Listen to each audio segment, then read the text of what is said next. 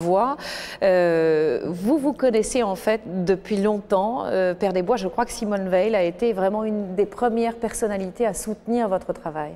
Oui, Madame Veil a été certainement, je dirais, lorsque personne n'y croyait et qu'on se demandait ce que ce prêtre allait faire en Ukraine, a été une des premières à y croire et à le soutenir de toutes ses forces, je dirais. Simone Veil, pourquoi est-ce que le travail de mémoire engagé par le Père des Bois est si important 60 ans après ? C'est-à-dire qu'on découvre qu'à côté d'Auschwitz, à côté des autres camps, même éventuellement où il y a pu y avoir des Juifs, et notamment des camps où ils ont été exterminés tout de suite, ce qui fait qu'il ne reste rien, mais on sait qu'ils ont existé, on a découvert, grâce au Père des Bois, qu'il y avait en Ukraine des fosses communes considérables et qui n'avaient jamais été découvertes jusque-là. Alors je laisse peut-être au Père des Bois dire dans quelles conditions et pourquoi il a retrouvé ça, mais je voudrais lui rendre hommage parce que c'est quelque chose de très très important de savoir ça. Maintenant d'ailleurs il sort des livres sur ce qui s'est passé en Ukraine, mais à cette époque-là on avait très peu de choses. Alors on a vu la réalité des travaux menés par le Père des Bois dans le film bouleversant qu'on vient de voir. Simplement quelques questions qui sont vraiment très importantes. On a parlé d'1,5 million de Juifs donc qui auraient été enterrés dans des fosses communes en Ukraine, et c'est seulement en Ukraine, et ce chiffre est loin d'être arrêté. Oui, les historiens estiment entre 1 500 000 et 1 800 000 Juifs fusillés sur le sol de l'Ukraine actuelle et jetés, je dirais, dans des fossés derrière les églises, sous la place du marché, dans une petite forêt, n'importe où, je dirais partout où il y a un fourré, quelque part dessous il y a des Juifs. Alors, 1,5 million, 1 800 000, et ce chiffre pourrait encore augmenter. Est-ce qu'on a la possibilité aujourd'hui d'aller au bout de cette recherche de vérité ? Oui, lorsque l'on ira, je dirais, au bout du territoire occupé par le Reich. N'oubliez pas qu'ils vont jusque vers la Tchétchénie, je dirais, et à 17 km de Moscou. Alors, Père des Bois, on est vraiment frappé par la gravité de cette vérité que vous faites émerger. Pourquoi est-ce que ces faits sont tombés dans l'oubli? Qu'est-ce qui s'est passé? D'abord, il y avait le mur de Berlin. On ne pouvait tout simplement pas accéder aux archives. On ne pouvait pas voyager. On n'aurait jamais accepté que ni Madame Veil ni moi-même allions en Ukraine. C'était impossible. Et puis, je dirais, les gens survivants aussi hésitaient à communiquer avec ceux d'ici, car ils étaient accusés d'espionnage. Donc, je dirais, le mur du silence était total. Effectivement, c'est une vérité auquel vous n'avez jamais eu accès avant de rencontrer le Père des Bois, Simone Veil? Oh non, pas du tout. Pas du tout, d'abord parce qu'au fond on avait très peu de relations avec ce qu'il y avait du régime soviétique et au-delà de la frontière, rien ne sortait. Et puis je crois qu'il y a eu au surplus un véritable mur du silence, parce que ce qui me frappe aujourd'hui, c'est qu'il sort des livres sur l'Ukraine et qui montrent que même en dehors de ces fosses communes, il y a eu en Ukraine, avant même que les Allemands n'interviennent, la population locale qui a assassiné des quantités de Juifs. C'est peut-être ce qui explique le mur de silence d'ailleurs. Parce que la population elle-même a eu beaucoup de mal à parler de ça, elle était impliquée. Oh, elle a été très impliquée, très impliquée. Il y a eu vraiment un moment où les Allemands n'étaient pas encore tellement sensibilisés sur cette question. Ce sont très souvent les Ukrainiens qui ont agi eux-mêmes. Alors vous le dites, les archives ont été bloquées en Union soviétique, mais est-ce que tout de même certains historiens connaissaient cette réalité, même si nous, le grand public, on ne la connaissait pas? Oui, il y avait là-bas, comme à Kharkov, un historien, Kruglov, mais il ne travaillait que d'après les archives soviétiques puisqu'il ne pouvait pas venir ici, et les historiens allemands qui, eux, ne travaillaient que sur les archives allemandes puisqu'ils ne pouvaient pas aller là-bas. Et on a réuni récemment à la Sorbonne un symposium international, et je dirais que c'est pour la première fois où ils se voyaient d'est en ouest. Alors, on va revenir sur votre travail. On souhaitait y rendre hommage aussi, d'ailleurs. On vous a suivi, on l'a dit, pendant plus d'1 an, mais vous, ça fait plus de 5 ans que vous menez ce travail. On l'a vu, il est exclusivement dirigé vers les victimes, oui. Vers la compréhension du calvaire enduré par les Juifs. Est-ce que ça vous a permis de mieux savoir qui étaient les assassins? Oui, comme je le dis, d'abord, je cherche comment les Juifs ont été tués, où les corps ont été dissimulés. Est-ce que c'est devant ce fourré, le long de cette rivière, ailleurs, car c'est partout. Les assassins, je dirais, ce n'est pas mon premier sujet. C'est vraiment les victimes. Mais bien sûr, dans les photos, nous le voyons bien, ce sont de jeunes Allemands, très éduqués pour la plupart. N'oubliez pas que tous les chefs de commando ont un doctorat en droit. Des jeunes Allemands qui croyaient bâtir une Europe, je dirais, en détruisant les Juifs, les Tziganes, les handicapés mentaux, et s'ils avaient continué, on ne serait certainement pas là, ni vous ni moi. Mais est-ce que ça vous choque que dans Les Bienveillantes, par exemple, ou dans d'autres ouvrages, on ait pu effectivement s'intéresser à ces assassins? On a l'impression que vous, personnellement, vous ne souhaitez pas vous intéresser à eux. Vous savez, les Juifs ne sont toujours pas enterrés. Les morts de la Shoah ne sont pas enterrés.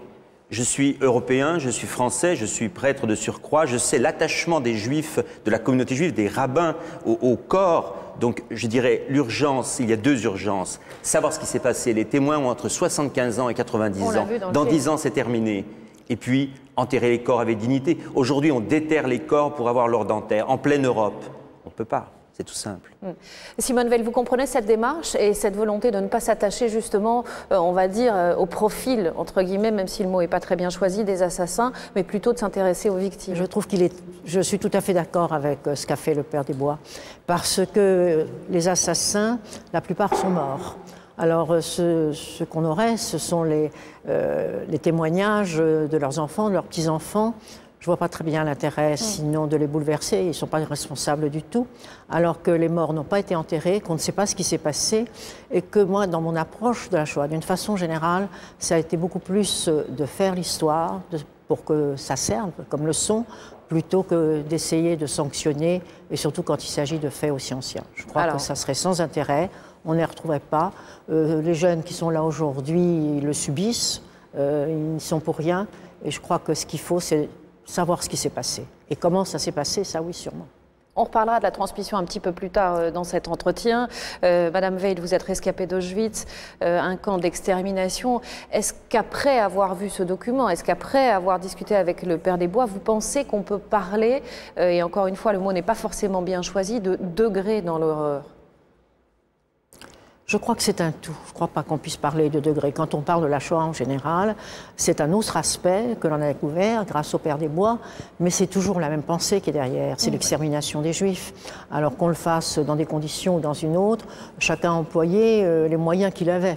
Là, ça a été de fusiller les fosses communes, il n'y avait pas de chambre à gaz, et ben on s'en est passé, on a fusillé très bien. Ce qui fait d'ailleurs que quand j'entends quelquefois dire « Ah, si on avait bombardé les chambres à gaz, les Juifs auraient survécu à Auschwitz », je n'y ai jamais cru, parce qu'il suffit d'avoir quelques mitrailleuses, et c'est fait très vite, et aussi bien. Père des Bois, est-ce que la Shoah a préfiguré les camps de concentration et d'extermination? On a ce sentiment un peu en regardant ce document. C'est-à-dire qu'on a fusillé les Juifs du début à la fin de la guerre. Jusqu'en 1944. Jusqu'en 1944, en Biélorussie, en Russie, en Moldavie, en Roumanie, en Lettonie, en Lituanie, en Estonie, et aussi pour une part en Pologne. Donc je dirais, c'est tout un, comme m'a dit Mme Veil, l'assassinat des Juifs était programmé. Tant qu'ils ont pu, ils ont fusillé en public, devant tout le monde, et en impliquant des petits-enfants ukrainiens, comme on l'a vu dans le film. Et après, ils ont été contraints au secret, car ils voyaient à l'Ouest les solidarités qu'il y avait entre une part de la population et les Juifs. Comment expliquez-vous qu'il n'y ait pas eu de révolte d'habitants? Vous savez, dans un village, il y a une révolte. Un petit garçon que j'ai vu, qui est maintenant un grand-père, a sauté du camion. Il a survécu. Son autre frère a été emmené à la fosse. Lui aussi a voulu se sauver. Chose horrible, ils l'ont écartelé devant tous les Juifs. Il m'a dit après, il n'y avait plus de révolte. Il faut comprendre que c'était l'horreur totale et que les répressions étaient terrifiantes. On va revenir sur votre travail extrêmement important, on l'a vu avec Simone Veil. Et j'aimerais un peu avoir votre avis à tous les deux. Est-ce que le fait que vous, père des Bois, vous soyez un prêtre catholique est important? On l'a vu dans le document, oui, c'est capital, non? Oui, mais peut-être pas au sens où vous l'entendez. C'est capital, oui, d'abord parce que les prêtres nous aident. Catholiques, gréco-catholiques, orthodoxes nous aident, mais aussi les mères de village, mais aussi les directrices de magasins. Mais c'est important surtout, ça va vous surprendre, c'est parce qu'ils ont toujours peur que ce soit quelqu'un du KGB qui arrive. Oui. Donc, on a entendu un grand-père dire « je vais aller français, au goulag ». Et aussi le fait que mon grand-père était dans un camp de prisonniers soviétiques. Entre guillemets, pour eux, ça ouvre des espaces. Et aussi le fait que je ne suis pas là pour juger si la dame a pris un vêtement de juif, mais qu'elle va me raconter l'assassinat de 10 000 juifs, je suis intéressé parce qu'elle va me faire connaître. Vous êtes d'ailleurs très réservé quand vous les écoutez. Est-ce que c'est une attitude que vous avez volontairement affichée pour que le témoignage puisse aller au bout sans jugement? Oui, je suis là uniquement pour reconstruire le crime. Je ne suis pas là pour m'exprimer moi, donc je suis avec la personne depuis le moment où les Allemands ferment les rues avec des barrières en bois jusqu'au moment où ils font combler la fosse alors que les Juifs sont toujours vivants. Je dirais, je suis entre ces deux moments-là et je suis là pour retrouver les victimes, reconstruire le crime, c'est tout. C'est tout. Je suis donc, je dirais, un facilitateur. Et vous savez, au début, je ne supportais pas l'horreur. Quelqu'un me dit, j'ai été réquisitionné pour décrocher des corps de femmes qui étaient dans les arbres parce qu'ils avaient mis de la dynamite. J'ai failli arrêter l'interview. Et après, j'ai dit, mais si tu arrêtes l'interview, tu ne sauras jamais la vérité. Donc maintenant, mon visage est impassible quand je parle, car j'entends les plus grosses horreurs. Et malheureusement, c'est le seul moyen pour aller derrière, pour savoir la vérité. Ça veut dire que vous n'exprimez pas l'effroi, mais bien sûr, vous le ressentez. Vous savez, même un survivant, un monsieur est venu de Haïfa récemment témoigner. Il est sorti vivant d'une fosse. Il a témoigné pendant 2 heures. Il m'a dit, c'est la première fois que quelqu'un accepte de m'entendre pendant 2 heures. Vous savez, il a mis 20 minutes pour m'expliquer comment il a dégagé les corps et le sang qui a failli le noyer pour sortir. Personne n'a envie d'entendre ça. Et pourtant, c'est pour ça qu'il a vécu, c'est comme ça qu'il a survécu. Simone Veil, est-ce que ça vous a surprise qu'un prêtre catholique entame ce travail de recherche extrêmement poussé et méticuleux? Ça m'a surprise qu'il y ait quelqu'un qui ait le courage de le faire. Que ce soit un prêtre catholique, ça ne m'a pas surpris. Je crois qu'il faut un engagement très très fort pour faire ce qu'a réalisé le Père des Bois. D'abord, d'accepter de le faire, d'avoir l'idée de le faire. Et puis ensuite, je crois qu'il a, par ses méthodes, par ce qu'il était, par l'approche qu'il avait des choses, on lui a fait confiance. On lui a parlé, je crois qu'on n'aurait jamais parlé à quelqu'un d'autre que lui. Alors je ne dis pas c'est parce que c'est un prêtre et c'est parce que, étant prêtre, il a disposé de tout son temps, de tout ce qui compte pour lui, pour ne s'occuper plus que de ça.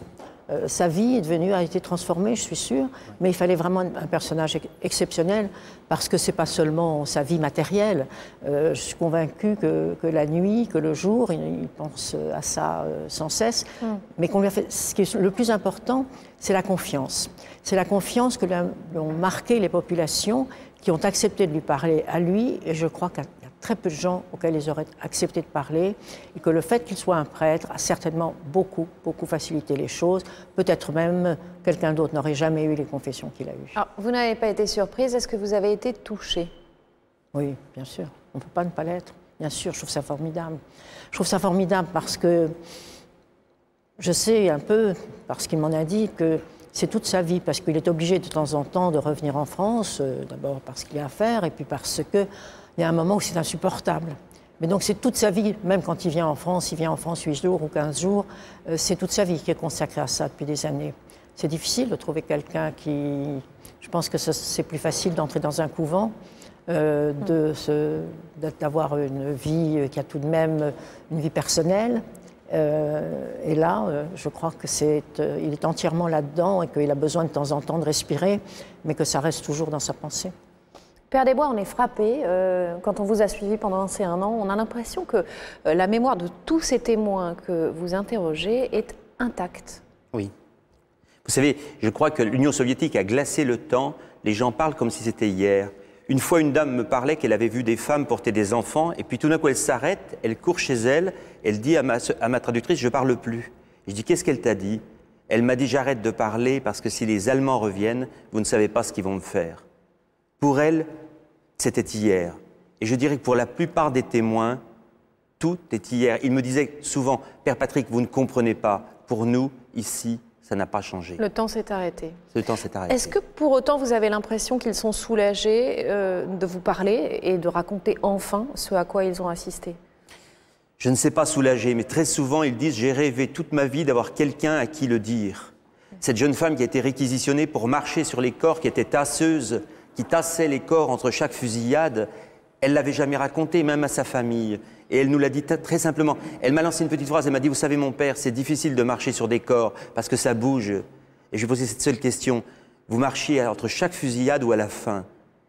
Alors elle m'a dit « Mais entre chaque fusillade, jusqu'au soir, et j'ai dû marcher sur le corps de ma copine de pupitre qui attendait pour être fusillée comme les autres. » Vous savez, ce jour-là, si je n'étais pas calme, bien assis, vous avez envie d'arrêter l'interview et de souffler, je dirais. Eh bien, c'est ce moment-là qu'il faut être là, car c'est là que va se livrer une vérité que les nazis ont essayé de cacher sous des rapports très propres. Nous avons tué 2452 civils dans ce village.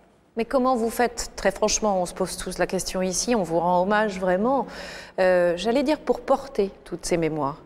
Et je ne les porte pas pour une part. Je dirais, c'est parce que je suis un type très ordinaire et très simple que ça se passe bien.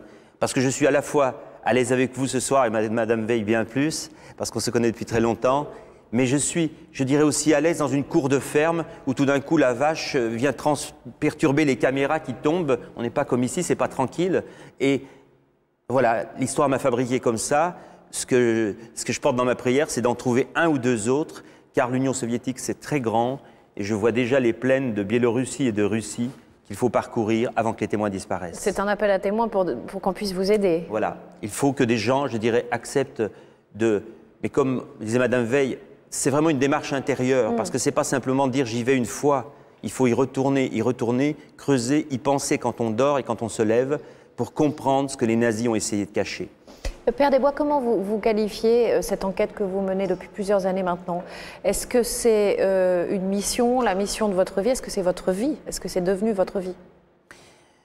La question n'est pas là, la question n'est pas tellement moi.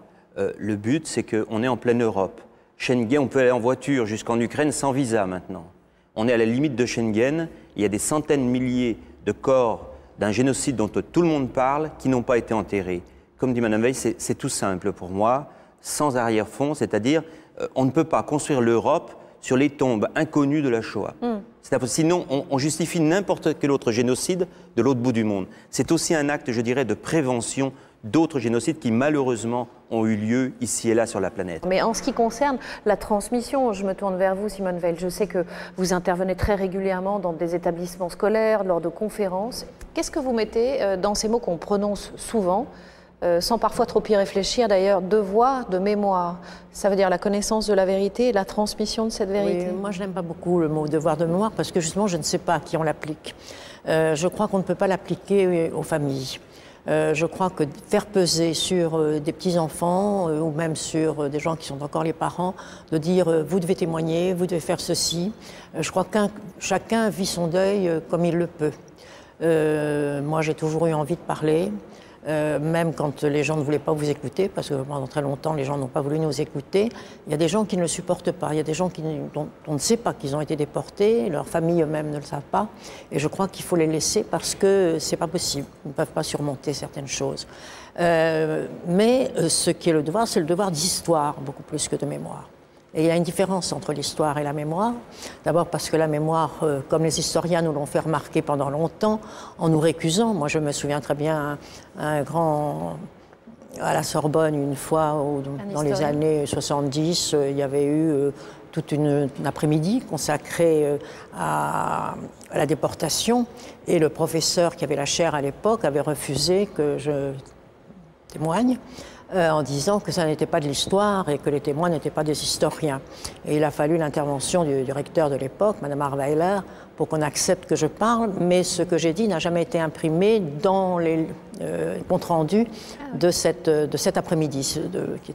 Donc ça dit quelle était, au fond, la pensée d'un certain nombre de gens. L'histoire n'avait pas à tenir compte des témoignages. Je me suis toujours demandé d'ailleurs comment les historiens faisaient autrefois et d'une façon générale s'ils n'avaient pas de témoignages. Si aucun d'entre nous n'était rentré, je ne sais pas d'ailleurs comment non plus les historiens de la Shoah pourraient parler des choses comme ils en parlent, parce que c'est tout de même en général ce que nous avons dit qui naturellement doit être corrigé. Toujours, il faut des témoignages, ça a besoin d'être vérifié. Certains ont vu certaines choses, d'autres ça se complète. Mais je crois que c'est très important et que les choses ont besoin d'être sues pour qu'on soit vigilant et que ça ne puisse pas se reproduire.